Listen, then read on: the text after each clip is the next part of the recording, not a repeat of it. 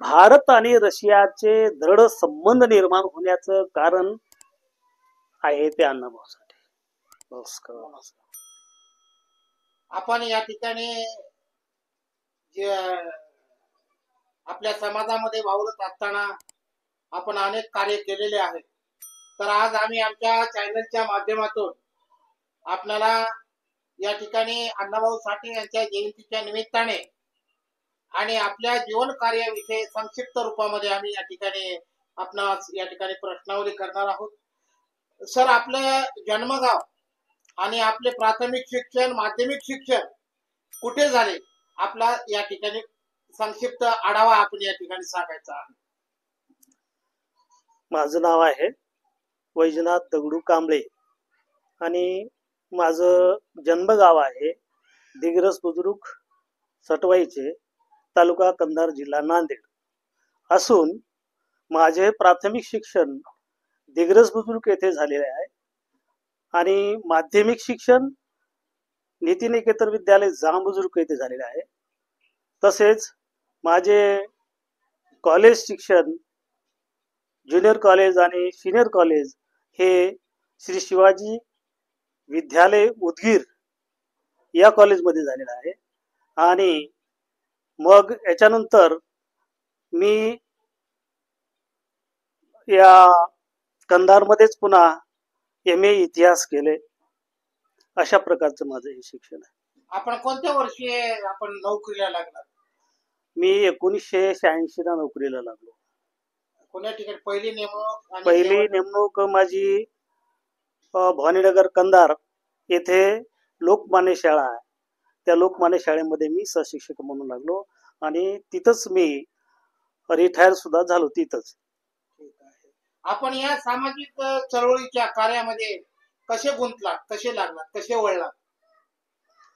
आता मी कॉलेज जीवनामध्ये उदगीरला होतो आणि उदगीरला शिकत असताना अनेक प्रकारचे मी भाषणं ऐकली नेत्यांची आणि पुस्तकं वाचली. त्याचनंतर लातूर जिल्ह्याचे लामतुरे साहेब, त्यावेळा दलित पॅंथरचे कार्यकर्ते आणि उदगीरचेही दलित पॅंथरचे कार्यकर्ते. मी सुरुवातीला दलित पॅंथरचा कार्यकर्ता होतो आणि नामांतराच्या पिरियडमध्ये आम्ही एक नव्हे तर 3 वेळा औरंगाबादला मोर्चा काढला होता. आणि प्रसंग असा आला अखेरचा की उदगीरमध्ये आणीबाणी सुरू झाली त्यावेळा बाबासाहेबाच्या पत्नी आहे तिथं स्वतः आल्या मायावती आणि मग शांततेचं आव्हान केलं. परंतु कुठं गालबोट लागला माहित नाही. तिथं मात्र थोडी गडबड झाली बाजूला आणि कडक अशा प्रकारचं तिथं ते काय म्हणतात शासनानं निर्बंध घातले. आणि मग हे आमच्या आईवडिलाला माहित होतं, आमच्या स्वतःच्या आईवडिलाला माहित होती की मुलं आपले बरोबर नाहीत. मग त्यावेळेला गाड्या बंद, सगळं बंद असताना आईवडील आले, वडील आले आणि मग वडील आले त्यावेळेला आम्ही उदगीरच्या अमिरी मस्जिदमध्ये राहत होतो किरायानं आणि वडिलाला ठिकाण माहित होतं. मग तिथून आता एसट्या बंद झाल्या, सगळ्या बंद झाल्या, आम्ही कुठंतरी लपून राहत होतो. परंतु स्वतः हे म्हातारे माणसं आमचे आले. प्रश्न पडला आता घरला जावं लागते. मग पहाटे उठून आम्ही उदगीरून पायानं दरमजल करत करत गाव चुकवत, कारण त्या काळामध्ये आम्ही येत असतानाच जळकोट शहरामध्ये एका इन्स्पेक्टरला लोकांनी मारलं होतं अक्षरशः.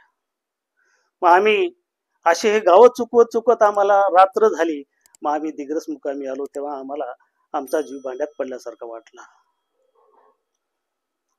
नंतरच्या काळामध्ये आपण ज्यावेळेस समाज जीवनामध्ये वावरत असताना, सर्व्हिस करीत असताना आपण अण्णाभाऊ साठे विषयी कविता संग्रह निर्माण केलेला आहे, एक पुस्तक लिहिलेलं आहे. त्या बाबतीत तुम्हाला कसं सुचलं आणि त्यावेळेसची आपली परिस्थिती काय होती? परिस्थिती अत्यंत बिकट होती. मी इथं शिकायला आलो. आम्हाला त्यावेळेला मी इथं शिवाजी कॉलेज कंधारला माझं MA झालं. ह्या पिरियडमध्ये माझे क्लासमेट, रूममेट आणि सहकारी तसंच चळवळीतील कार्यकर्ते कैलासवासी मानसपुरीचे व्यंकटेश कपाळे साहेब हे अत्यंत चळवळीचे आणि हरिरीचे कार्यकर्ते आणि चळवळ त्यांच्या नसामध्ये होते. त्यांनी खूप काम केलं.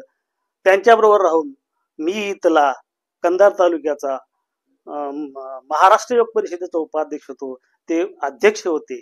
आणि म्हणून आम्हाला मग बाबासाहेबांची जयंती असो, अण्णाभाऊ साठे यांची जयंती असो, कोणत्याही नेत्याची जयंती असो, हे आमचं एक उत्सव रक्त त्यामध्ये होते. आणि आम्हाला मार्गदर्शन होतं तसंच इथले प्राध्यापक doctor Gaikwad sir, Rajesh Ghodekar sir यांचंही सुद्धा आम्हाला पाठबळ होतं आणि आम्हाला आर्थिक सहाय्य सुद्धा होतं. म्हणजे आम्ही कुठं जयंतीला जात असताना येत असताना खर्चाला आहे कार्य पुरवू म्हणून देणारे ते खिशातून दानी होते. आणि म्हणून त्याच्याही प्रेरणेने आम्ही इथं मग बरचसं काम केलं. इथं चळवळी मी पोलीस स्टेशनला या इथल्या तहसीलला आम्ही खूप मोर्चे काढले वाजत गाजत आणि मोठे चैतना निर्माण केली, लोकांमध्ये प्रबोधन केलं. तर त्यावेळेस तुम्ही दलित पॅन्थर मध्ये काम केलं, दलित चळवळीत काम केलं. त्यावेळेसची चळवळ कशी होती आणि आताची चळवळ काय बिघाड झालेला असं आपण असं वाटतंय का? आता त्यावेळी दलित पॅन्थर म्हटलं की तरुणाच्या अंगामध्ये इतका जोश राहायचा आणि तो जोश होता खऱ्या अर्थाने बाबासाहेबांच्या प्रेरणेचा. बाबासाहेबांकडे त्यावेळी अति अंतपूर्वक लोक पाहत होते. बाबासाहेब हे माझ्या घरची व्यक्ती आहे, इतकी अस्मियता आमच्यामध्ये होती. आणि म्हणून त्यावेळची जी जागृती आहे, तरुणांमधली जागृती आहे, अत्यंत निस्वार्थ अशा प्रकारची होती. ध्येय एकच बाबासाहेब. मग कुठेही मोर्चा असो, काही असो, आम्हाला खायला प्यायला असो नसो, पण आम्ही जात. त्यावेळेस दोन्ही समाज एकत्रित राहायचे आणि आजची सत्य परिस्थिती पाहत असताना आपण कुठेतरी दोन समाजामध्ये विभिन्नता जाणून येत आहे. याचं नेमकं राजकीय कारण असावं का सामाजिक कारण असावं, काय कारण असावं? आता हे अलीकडच्या काळातलं वातावरण बिघडलेलं आहे. परंतु अगोदर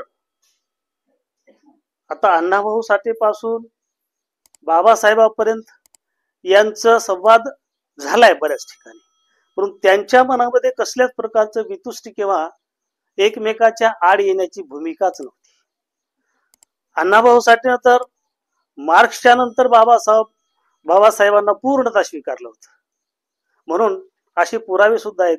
आणि त्यावेळी अशा प्रकारचं असला भेदाभेद किंवा एक अमंगल विचार नव्हता. आता हे राजकारती खऱ्या अर्थाने मला स्वार्थी वाटतात आणि त्यांच्या स्वार्थासाठी या समाजामध्ये दुफळी फोडण्याचा कार्यक्रम होता. आता महाराष्ट्रामध्ये अनेक ठिकाणी मातंग बांधव एकत्र येऊन बौद्ध धर्माच्या कडे वळायचं काम करत आहेत. आणि प्रबुद्ध साठेनं तर आपल्याला सर्वांना आव्हान केलेलं आहे की येथे डॉक्टर अण्णाभाऊ साठे यांची जयंती जी आहे ते आपल्या घरांवरती निळे ध्वज लावून आपण साजरी करावं. त्याविषयी आपलं काय मत आहे? माझं असं मत आहे स्पष्ट, बाबासाहेब हे एक वैश्विक विभूती, एक महान ज्ञानी, विश्वव्यापक कल्पना आहे त्यांची, त्यांना चॅलेंज नाही. आणि म्हणून अण्णाभाऊंनी सुद्धा स्वीकारलं त्यांच्या तत्वज्ञानाला, त्यांच्या त्या कार्याला. आणि याचं भान ठेवून पुढे जर लोकांनी या दोन्ही समाजाने एकत्र येऊन चांगलं काम केलं तर आपला चांगला दरारा दबदबा, हे पॉलिटिक्स जे आहे, जे इकडे इकडे चाललेत, हे सगळं एकोपा होते आणि म्हणेल ती सत्ता या महाराष्ट्रामध्ये काबीज केली जाऊ शकते.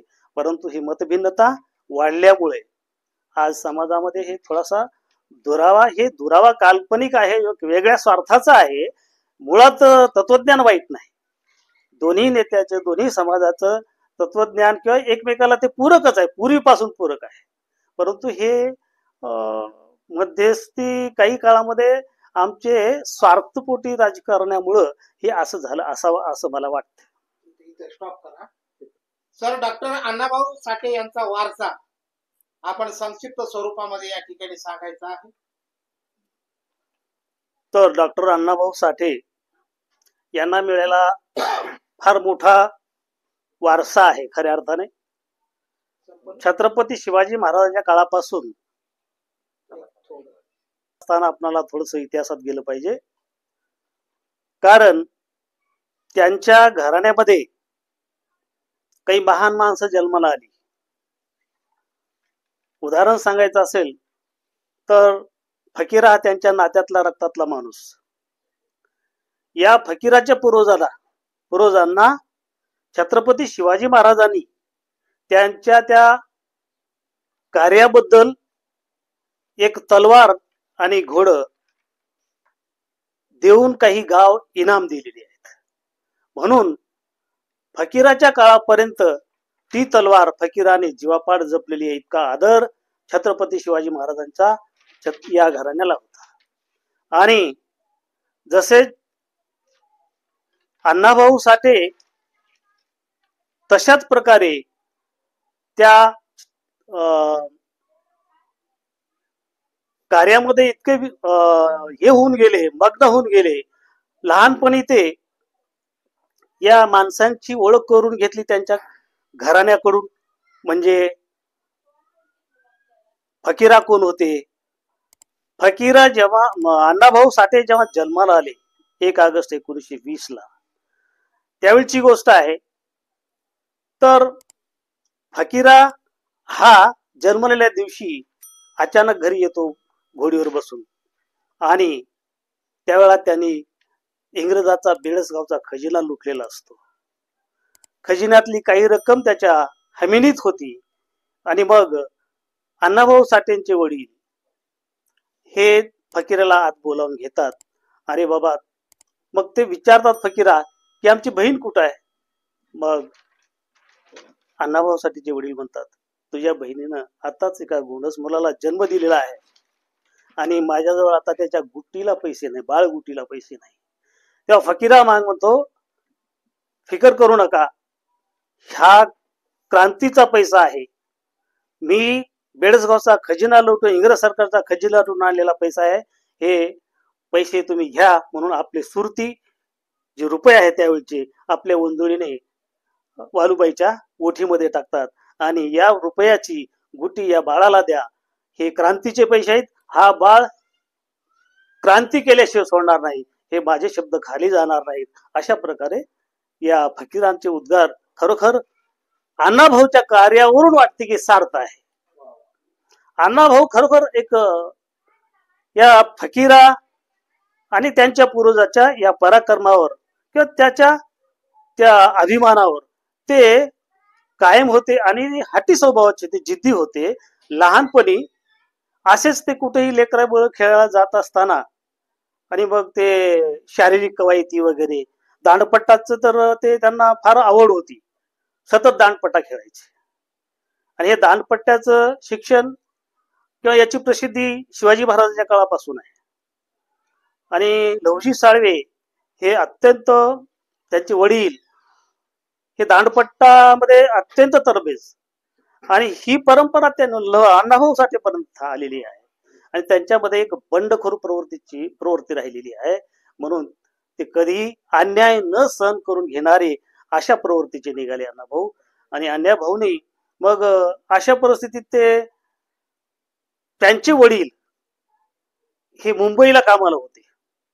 मुंबईला कामाला असताना बाबासाहेबांची चळवळ अण्णाभाऊ साठेच्या वडिलांनी प्रत्यक्ष पाहिली मुंबईमध्ये. आणि बाबासाहेबांची चळवळ प्रत्यक्ष पाहिल्याच्या नंतर अण्णाभाऊ साठेला, भाऊ साठेला असं वाटलं की माझाही मुलगा चमकला पाहिजे, शाळेत गेला पाहिजे, शिकला पाहिजे, मोठा झाला पाहिजे, ही त्यांची तळमळ होती. मग तिथून ते कामावरून रजा घेऊन वाटेगावला आले आणि त्या अण्णाभाऊला शाळेत दाखल केले.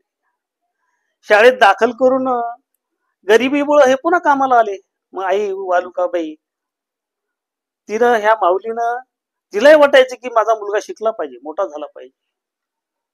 परंतु इथली जी प्रवृत्ती आहे, ब्राह्मणी प्रवृत्ती आहे, या ब्राह्मणी प्रवृत्तीनं अण्णाभाऊला शिकू दिलेलं नाही, किंवा त्यांचा मूळ स्वभाव जे बंडखोर स्वभाव आहे याच्यामुळे त्यांना शिकता आलं नाही. त्याचं कारण असं आहे, पहिल्या दिवशी शाळेत गेले, त्यांना काय बाराखडी वगैरे सांगितली की दुसऱ्या दिवशी त्यांना पुन्हा लगेच विचारले, तू का करून आणला नाहीस, का वाचला नाहीस, लिहिणार नाहीस, आणि त्याला मारले. त्याच्या हातावर रक्तबंबाळ झाला आणि अण्णाभाऊ साठेने विचार केलं की आता शाळा नाही, आणि बाहेर येऊन या ब्राह्मणी तत्वज्ञानाच्या विरोधामध्ये एक मोठा दगड घेतला आणि त्या शिक्षकाच्या छाताडावर मारला. मग पोरं दुसरे पळायला लागले, पकडा पकडा, धरा धरा, पाय खरून उभं टाकलं, पुढे या तर संपाल.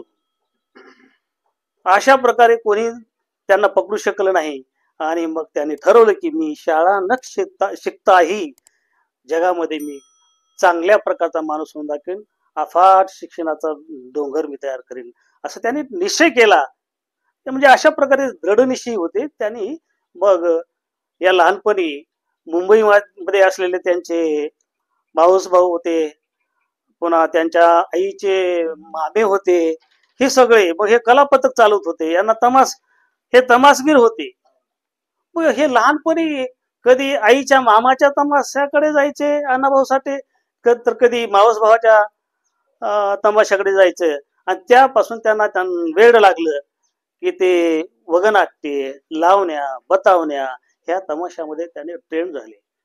मग तिथून परिस्थिती वाईट, खायला अन्न नको, हे कुटुंब पुन्हा 1930-31 दरम्यान घर सोडून पुन्हा मुंबईला गेले. वडला मुंबईला जात असताना मुक्काम दरमजल करत करत करत ते मुंबई गाठले आणि मुंबईला जाऊन मग वाटेल ते काम करू लागले. मग ते फेरीवाल्याचं काम असेल, कुत्रे सांभाळण्याचं काम असेल, कुणाच्या बागेत काम असेल, गिरणीवर काम केले. त्याने अत्यंत काम करत असताना एक मात्र चाणाक्ष बुद्धी त्यांची, आता काय लिहायला ना वाचायला, फक्त ते पाट्या बघायचे, ऐकायचे. त्यांचा ते मावस भाऊ त्यांनी मात्र त्याला अक्षर ओळख करून दिली. अक्षर ओळख करून दिल्याच्या नंतर त्यांच्या खऱ्या अर्थानं शिक्षणाला सुरुवात झाली आणि मग ते साहित्याच्या मार्गाकडे लागले. अण्णाभाऊ साठे म्हणजे मूळ कारण काय असावं? रशियामध्ये क्रांती झाली 1917ला आणि त्या क्रांतीचं वारं जगभर पसरलं. आणि मार्क्सचं जे तत्वज्ञान आहे, कार्ल मार्क्सच्या तत्वाच्या प्रमाणे या रशियामध्ये बदल झाला, राजकीय बदल झाला. कार्ल मार्क्सचं तत्वज्ञान भांडवलशाहीच्या विरोधातलं, आणि अण्णाभाऊला तेच पाहिजे होतं. भांडवलशाही याच्या विरोधातचा पिंड असल्यामुळं आणि कार्ल मार्क्सचं तत्वज्ञान त्या रशियन क्रांतीच्या दरम्यान यांना उपलब्ध झाल्यामुळं मग त्यांनी कार्ल मार्क्स पूर्ण वाचून काढला, लेनिन वाचून काढला, स्टॅलिन वाचून काढला आणि मग ते कम्युनिस्ट झाले. कम्युनिस्ट झाले तर मग पुन्हा लालभाऊ टाकला पथक सुरू केलं. अमृत डांगे, दना गव्हाणकर, शाहीर अमर शेख हे त्यांचे साथीदार घेऊन त्यांनी एक लालभाऊ टाकला पथक सुरू केलं. आणि त्या कला पथकाच्या वतीनं मुंबईमध्ये आणि महाराष्ट्रामध्ये इथं तिथं त्यांनी समाज प्रबोधनाचं कार्य सुरू केलं. आणि हे करत असताना पुढे चालून काँग्रेस सरकार, की काँग्रेसचं धोरण हे जसं बाबासाहेबांना बरोबर नव्हतं किंवा वाईट नको होतं, कारण काँग्रेसचं पूर्वीचं धोरणच असं होतं की ते भांडवलशाहीला पूरक होते. आणि बाबासाहेबांना सुद्धा माहित होतं की हे गरिबाचं शासन नाही, हे दलिताचं पिचलेल्या जनतेचे शासन नाही, हे बदललं पाहिजे. आणि त्या प्रवृत्तीचं हे मार्क्स तत्वज्ञान सुद्धा काय वर्ग लढा, या वर्ग लढ्यामध्ये त्यांनी दोनच वर्ग केले, एक कामगार वर्ग आणि एक धनिक वर्ग. मग हे मार्क्सवादाचा अभ्यास झाल्यामुळं लेनिन स्टॅलिन सगळं वाचल्याच्या नंतर अण्णाभाऊचं बद झालं, काँग्रेस ते विचार आमच्यासाठी बरोबर नाही. मग काँग्रेसच्या विरोधामध्ये जसे बाबासाहेब लढले तसे यांच्या कलापथकातून, यांच्या शाहिरीतून, याच्या वगनाट्यातून, अनेक साहित्याच्या प्रत्येक क्षेत्रामधून जसे बाबासाहेबांनी विरोध केले त्यांच्या पद्धतीने, तसं यांच्या पद्धतीनं ह्या कलापथकाच्या माध्यमानं या शासनाला विरोध केले. म्हणून आता मुंबई महाराष्ट्रापासून हलवून मुंबई हे गुजरातला न्यायचं तो धोरण होतं या काँग्रेसवाल्याचं. त्यामध्ये सखा पाटील, मोरारजी देसाई वगैरे. आणि मग कला पथकाच्या माध्यमातून समाज प्रबोधन करत असताना मुंबईचा विषय हाती घेऊन अण्णाभाऊ साठेने फार मोठी चळवळ उभी केली. मुंबई महाराष्ट्राची आहे, महाराष्ट्रामध्ये राहिली पाहिजे, गुजरातला जाता कामा नये. मुंबई महाराष्ट्राची आहे म्हणून त्यांनी लावणी वगैरे माध्यमातून कार्यक्रम सुरू केला. तेव्हा शासनाने यांच्या कार्यावर म्हणजे शासनाच्या विरोधात, राजकीय धोरणाच्या विरोधामध्ये हे काम करतात म्हणून यांच्या कार्यक्रमावर बंदी आणली. परंतु अण्णाभाऊ साठे हे अत्यंत बुद्धिवान माणूस म्हणायला पाहिजे. कारण का, त्यांच्या ह्या लावणी आणि कलापथकावर बंदी आणली, लाडाबावटा कलापथकावर बंदी आणली. लगेच त्यांनी काय केलं, त्याचं रूपांतर नाटकामध्ये केलं. म्हणजे आम्ही लावणी कलापथक चालवणार नाही, आता नाटक. ह्या नाटक रूपाने सुद्धा काम तेच करायचं आहे. अण्णाभाऊला काम तेच करायचं आहे. मुंबई महाराष्ट्रात आली पाहिजे, मुंबई महाराष्ट्रीयनाची आहे, मुंबई गुजरातची नाही, हेच काम करायचं. रूप बदललं ताबडतोब त्यांनी. आणि मग अशा प्रकारे त्यांनी मुंबईची लावणी तिथं म्हणली. सर त्याविषयी आपलं त्याच कारण असं आहे, अण्णाभाऊ साठे आणि बाबासाहेबांची भेट प्रथम झाली बघा नागपूरला 1942 ला. बाबासाहेबांनी त्यांचा कार्यक्रम ठेवला होता, मोठा कार्यक्रम होता. त्या कार्यक्रमाला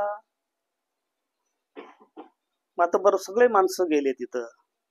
तेव्हा अण्णाभाऊ साठेचे अत्यंत जवळीक, अत्यंत जीवाभावाचे, हाडाचे मित्र हे विठ्ठल शाहीर उमप, अत्यंत जीवाभावाचे.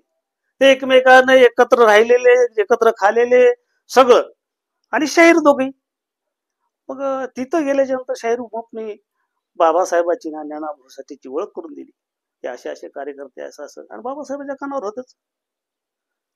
मग तिथं चांगल्या प्रकारची भेट झाली. बाबासाहेबांना सांगितलं, तुमचं कार्य महान आहे, कार्य बंद ठेवू नका, कुणाच्या आमिषाला जाऊ नका. अशा प्रकारे मग बाबासाहेब यांचं जवळीकता तिथं आहे. आणि त्याच्यानंतर पुन्हा बाबासाहेबाचा संबंध आला. मग बाबासाहेबाच्या माणसकडून झुकण्याचं कारण, बाबासाहेबाचं अट्रॅक्शन कसं, बाबासाहेबाचं लिखाण, बाबासाहेबाच्या चळवळी याला तोड नाही. अण्णाभाऊचं मन आपोआप बाबासाहेबाकडे वळले त्यांच्या कार्यामुळं, त्यांच्या लेखणीमुळं. आणि म्हणून बाबासाहेबांना अगदी मनातून मानणारे अण्णाभाऊ साठे पुन्हा या दुसऱ्या प्रसंगामध्ये आता ते कसे वळले बुद्धाकडे हे सांगत असताना मला म्हणायचंय, माझं मत असं होते की अण्णाभाऊ साठे हे बाबासाहेबाकडे वळले आणि पूर्ण बाबामय झाले हे लोकांना दिसलं नाही. पण आता त्यांच्या कथा आहेत बघा, काही सापळा सापळा कथा आहे. त्या सापळा कथामध्ये त्यांचा हिरो अण्णाभाऊ साठेचा हरिबा महार. मग आता तिथल्या परिस्थिती अशी होती, ती गावगाड्याची जनावरं, मेलेली जनावरं उडून महार समाजाने त्याची विल्हेवाट लावली.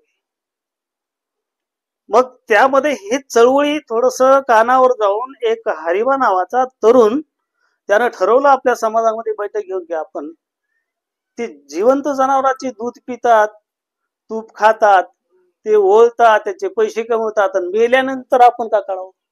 समाज जागृत झाला तिथं, आणि समाज सुद्धा हरिभाऊ कडून झाला.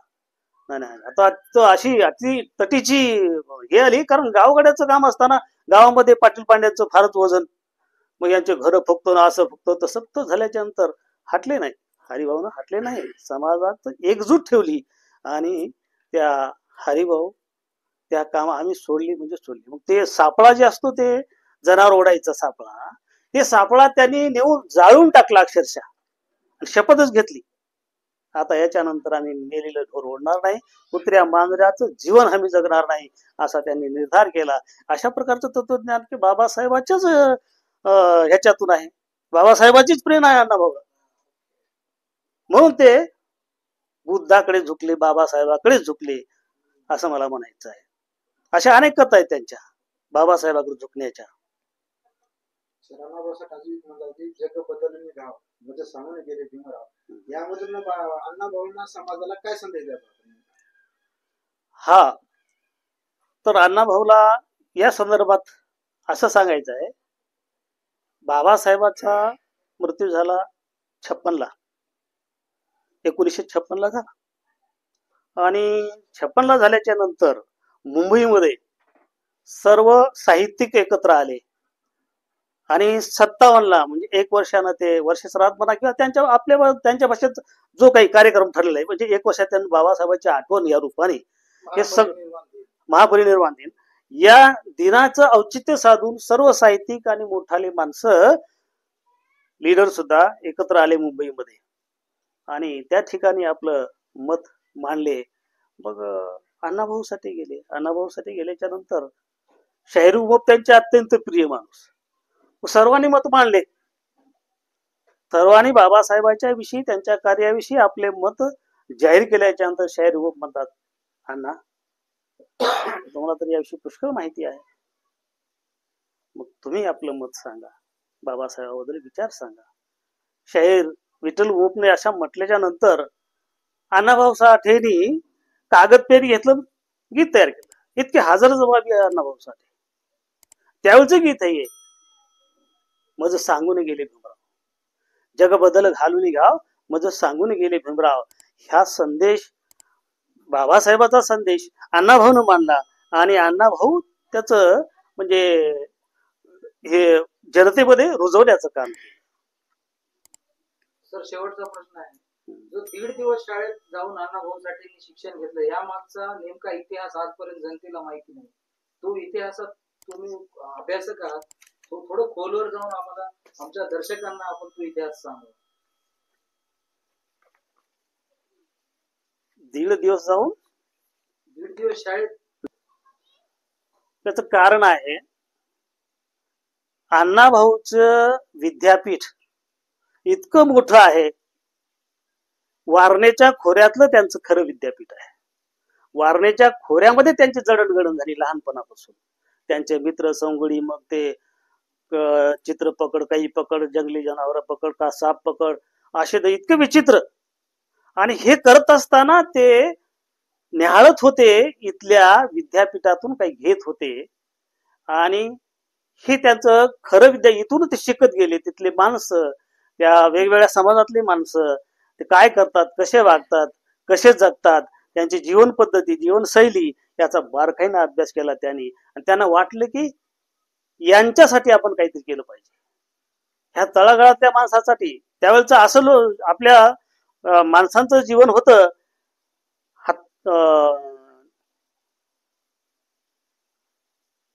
निजेला धोंडा, भुकेला कोंडा. निजेला धोंडा, झोप येत नाही पोटात धोंडा धरून झोपायचे लोक, आणि भूक लागली तर कोंडा कळा खाऊन जगायचे, अशी कंडिशन होती. आणि हे प्रत्यक्ष बाबा अण्णाभाऊ साठेंनी पाहिलेलं होतं. आणि हे पाहत असताना, आणि फकीराचा इतिहास असा आहे की ज्या वेळेला वाटेगावामध्ये लोक अक्षरशः मरत होते त्या प्लेगच्या बिमारीनं आणि उपासमारीनं, फकीराचं मन राहावे ना, माझा महिला उपाशी आहे, माझ्या दोन्ही महिन्यामध्ये लोक आज मरत आहेत, प्रत्यक्ष माणसं घालणारे घालत आहेत उकरून, बडे नेणारे नेणार, अशी परिस्थिती झाली. आणि काही अन्न वाचून मरत होते. तेव्हा गावातले त्यांचे ते कुलकर्णी, खऱ्या अर्थाने ते कुलकर्णी असून फकीराच्या विचाराचे होते, पंत. त्या पंताला विचारले असं, बाबा आता मला काही राहावं ना, माझी माणसं अशी मरत आहेत, अन्न वाचून मरत आहेत, इकडे ह्या रोगराईने मरत आहेत, अन्न वाचून मरत आहेत माझी. मग त्या कुलकर्णीने सांगितलं, फकीरा वाटेल ते करा, जीवन जगा. कारण हे जीवन कुत्र्या मांजऱ्याचं नाही, अरे उकिड्याची देवदायना फेडते, तुम्ही माणसात माणूस होऊन जगले पाहिजे, असं त्यानं सल्ला दिल्याच्या नंतर फकीर आपली तलवार घेऊन आपले माणसं जवान पोरं काढले आणि लागले शासनाचे खजिने मोठमोठे लुटायला आणि त्या गोरगरीब जनतेला वाचवण्याचा प्रयत्न केला. फकीरा मांगाने. म्हणून मला फकीराविषयी असं म्हणायचं आहे की कर्ण हा दानी राजा होता, परंतु त्यांचं दान कसं होतं, लोकांच्या कलेक्शन मधून, जनतेच्या कलेक्शन मधून. पण फकीरा आणि फकीराची टीम अशी होती की स्वतः आपला जीव धोक्यात घालून त्या गोरगरीब जनतेला वाचवण्यासाठी ते अन्नधान्य आणून, पैसा आणून यांना देऊन ते वाचवण्याचा प्रयत्न करते. ही त्यांची शाळा आहे, हे त्यांचं साहित्य आहे. अण्णाभाऊ साठेचं ते नातलग आहे. हे आख्यायिका आहे अण्णाभाऊ साठे. कारण आता ते वाटेगावचा तो माणूस बापू बिरू, बापू बिरू ते फकीरामान याचा इतिहास बघा. खरोखर बंडखोर गाव आहे ते. वाटेगाव हे लहान गाव नाही आणि अत्यंत वैचारिक आणि निर्भीड माणसं जन्माला आली तिथं. आणि हे त्यांची ही शाळा आहे. हे इथले माणसं. आणि ते अण्णाभाऊ स्वतः म्हणत होते की जे मी माणसं पाहतो, त्यांचं जीवन पाहतो, अनुभवतो, तेच लिहितो. कल्पनेचे पंख मला नाही. आणि म्हणून त्याचं हे फार मोठं विद्यापीठ होतं. हे वाटेगाव विद्यापीठ, तिथूनच सगळं काही साहित्य निर्माण झालेलं आहे. सर, आता शेवटचा एक प्रश्न आहे, आणि इथल्या सामान्य जनतेला आपण अण्णाभाऊ साठेंच्या जयंती निमित्त काय संदेश देणार आहे? तर मला वाटते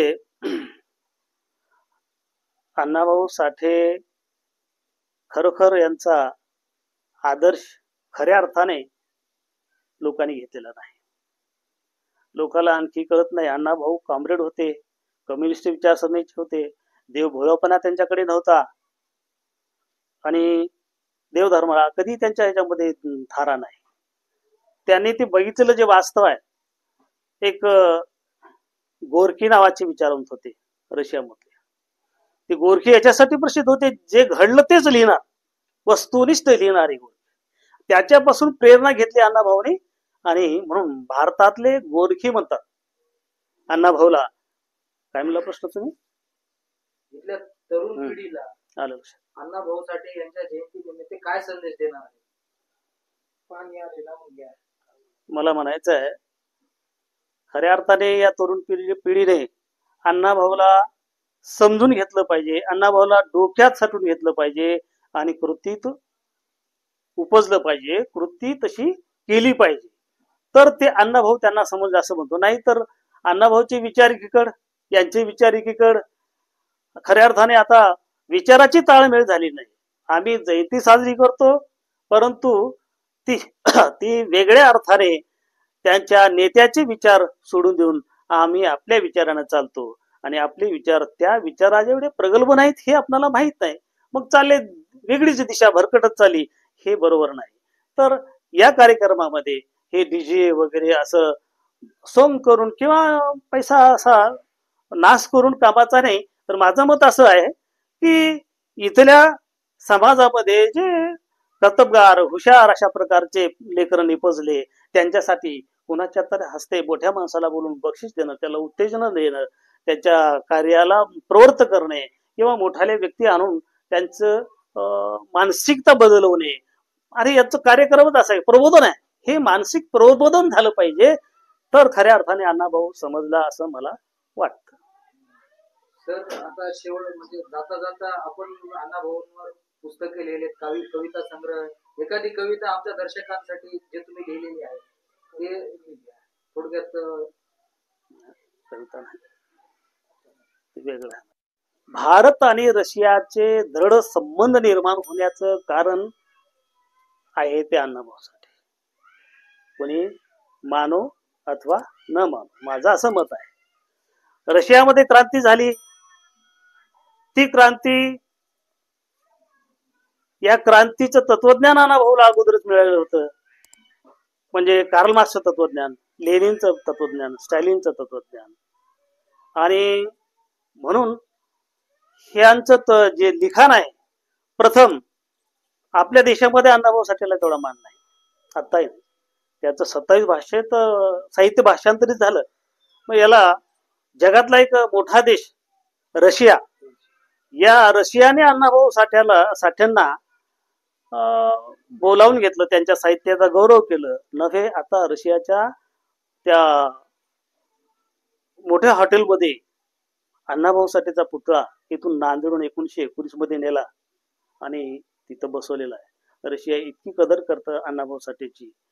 आणि अण्णाभाऊ साठे सुद्धा त्या तत्वज्ञानामुळे, त्यांच्या कम्युनिस्ट तत्वज्ञानामुळे तिकडे मॅक्झिम गोर्की आहेत, स्टॅलिन आहेत, लेनिन आहेत.